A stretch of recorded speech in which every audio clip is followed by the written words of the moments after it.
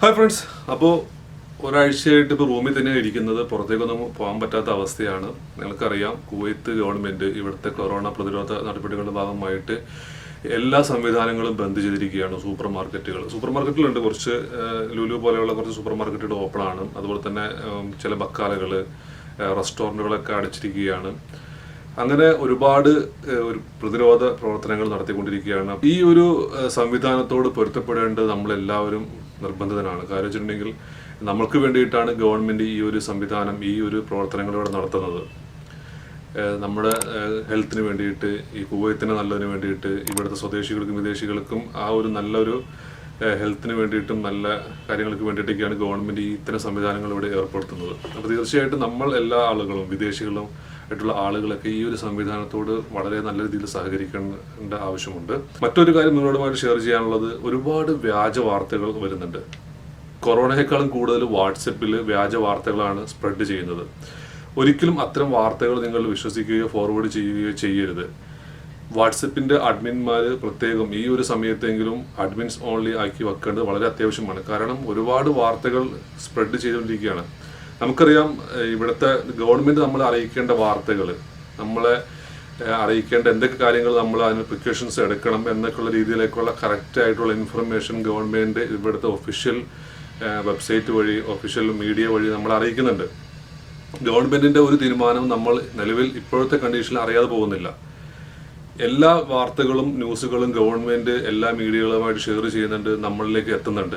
നമ്മളിലേക്ക് എത്താത്ത വാർത്ത ഗവൺമെൻറ് ഒരിക്കലും അവർ തരാതിരിക്കില്ല. കാരണം നമ്മളിവിടെ പ്രിക്കോഷൻസ് എടുക്കേണ്ടത് ഗവൺമെൻറ്റിൻ്റെയും കൂടെ ആവശ്യമാണ്. അപ്പോൾ അതുകൊണ്ട് എല്ലാ വാർത്തകളും ഗവൺമെൻറ് നമ്മളിലേക്ക് എത്തിക്കുന്നുണ്ട്.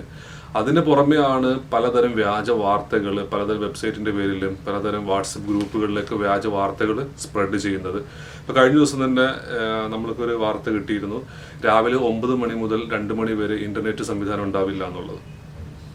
പിന്നീട് അത് ഫേക്ക് ന്യൂസ് ആണെന്ന് നമ്മൾ ഷെയർ ചെയ്യുന്ന ആളുകൾ രണ്ടാമത് ഷെയർ ചെയ്യേണ്ടി വരും. ഇന്നലെ വന്ന ഒരു ന്യൂസ് എന്ന് പറയുന്നത്, രാത്രി 12 മണി മുതൽ ഇവിടെ മരുന്ന് തെളിയിക്കുമെന്ന് പറഞ്ഞിട്ടുള്ള ഒരു ന്യൂസായിരുന്നു. വാട്സപ്പിൽ വന്നുകൊണ്ടിരുന്നതാണ്. ഇതെല്ലാം ഫേക്കാണ്. നമ്മൾ അങ്ങനെ എന്തെങ്കിലും ഒരു ഇൻഫർമേഷൻ നമ്മളുമായിട്ട് ഷെയർ ചെയ്യാനുണ്ടെങ്കിൽ ഗവൺമെൻറ് അതിൻ്റെ ഒഫീഷ്യലായിട്ടുള്ള സംവിധാനങ്ങൾ വഴി നമ്മളെ അറിയിക്കും.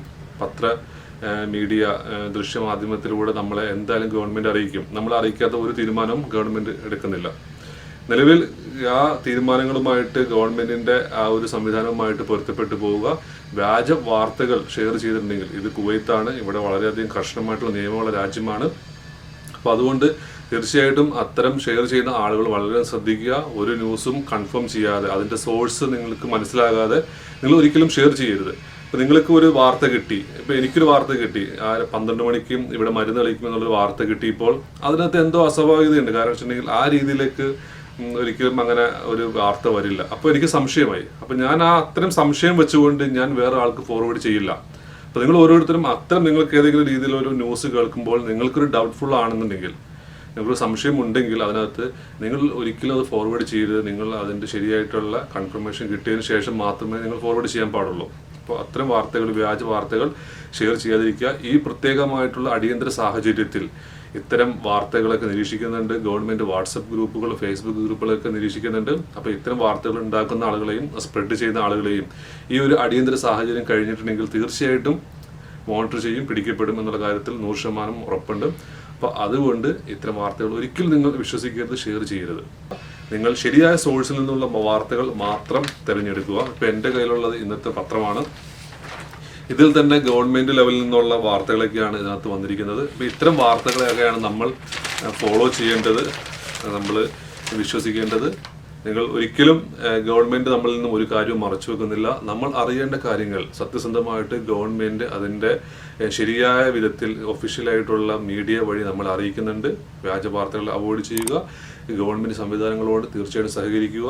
കഴിഞ്ഞ ദിവസം ഗവൺമെൻറ് സംവിധാനത്തിന് എതിരെ പോസ്റ്റിട്ട 2 ഈജിപ്ഷ്യൻ പൗരന്മാരെ അറസ്റ്റ് ചെയ്തിട്ടുണ്ട്. അവരുടെ തുടർ നടപടികളൊക്കെ ആയിട്ട് ഇവിടുത്തെ നിയമവകുപ്പിന് കൈമാറിയിട്ടുണ്ട്.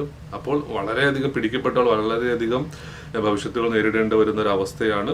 തീർച്ചയായിട്ടും നിങ്ങളെല്ലാവരും സഹകരിക്കുക.